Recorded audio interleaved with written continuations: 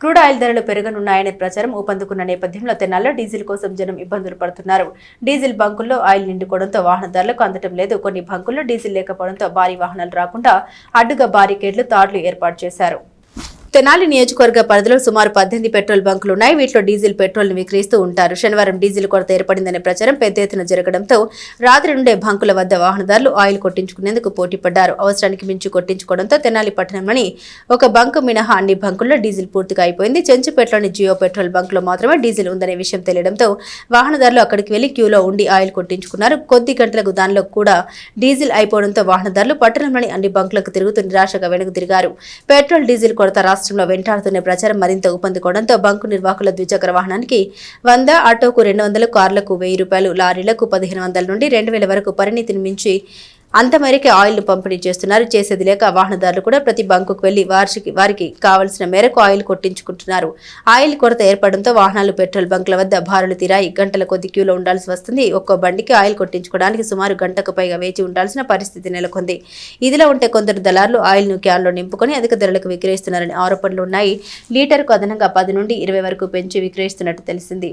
యుద్ధ నేపథ్యంలో ఆయిల్ ధరలు పెరుగుతున్నాయనే భావనతో ఆయిల్ కంపెనీలు తక్కువగా సరఫరా చేస్తున్నాయని చెబుతున్నారు. అదే భావనతో వాహనదారులు కావాల్సిన దానికన్నా అధిక మొత్తంలో ఆయిల్ తీసుకోవడంతో కృత్రిమ కొరత ఏర్పడిందని చెబుతున్నారు. ప్రభుత్వ ఉన్నతాధికారులు స్పందించి ఆయిల్ కొరతను అధిగమించేలా చర్యలు తీసుకోవాలని ప్రజలు కోరుతున్నారు.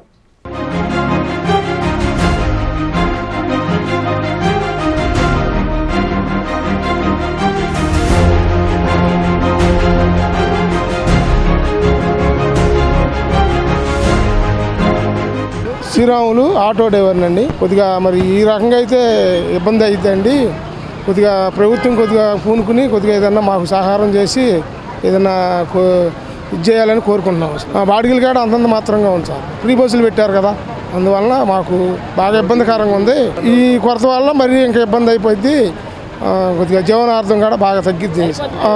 ప్రభుత్వం కొద్దిగా పరిష్కారం చేయాలని మేము కోరుకుంటున్నాం సార్. పొలానికి పంట చేను వేసుకున్నాం కౌలుకి, మల్లిపాడు పక్కన అంటే పరిపోయాడు అంకులు. అవి చేను ఎండిపోతున్నాను పెట్రోల్ కోసం ఒక అరగంట పెట్రోల్ టైట్గా అందరూ 2 లీటర్లు కానీ 3 లీటర్లు కానీ సరిపోదు సార్. ఏం పొలం పోయి ఎండిపోవటమే. నా పేరు వినయ్ అండి. ఎడ్లలింగయ్య పెట్రోల్ బంకు. పెట్రోల్, డీజిల్ కొంచెం కొరత వచ్చి జనం ఒక్కసారిగా మీద ఇది అవుతున్నారు, ఇబ్బంది పడుతున్నారు. అంతకుముందు ఒక 2000 ఉన్నది, అది అయిపోయింది. జనం పొద్దున్నుండి అసలు ఖాళీ లేదు, తీరిక లేదు. పొద్దున్నుండి కొరత అనేది మనకి తెలియదు సార్. పైన అనేది ఎట్లా ఏంటి అనేది ఈ టాకింగ్ ఏందో మరి మనకి అర్థం కావట్లా. మరి జనం ఏమో ఒక్కసారిగా మీద పడిపోతున్నారు. పైన కూడా లోడింగ్ కూడా ఇవ్వట్లా. ఇలా సండే, అందులో డిపో సెలవు, రేపు అనేది ఏంటనేది తెలీదు. అన్ని బంకుల్లో ఆపేశారు, అందుకని ఫ్లోటింగ్ ఎక్కువైపోయింది. ఉన్నది అది పొరపాటు మనకి తెలియదు సార్. అంటే ఇలా సండే వచ్చేసరికి డిపో సెలవు పెట్టేశారు, పైన లోడ్ కూడా ఇవ్వాలి. ఇలా కొరత వచ్చేసింది. ఇలా అందులో ఆదివారం వచ్చింది, సెలవు వచ్చింది.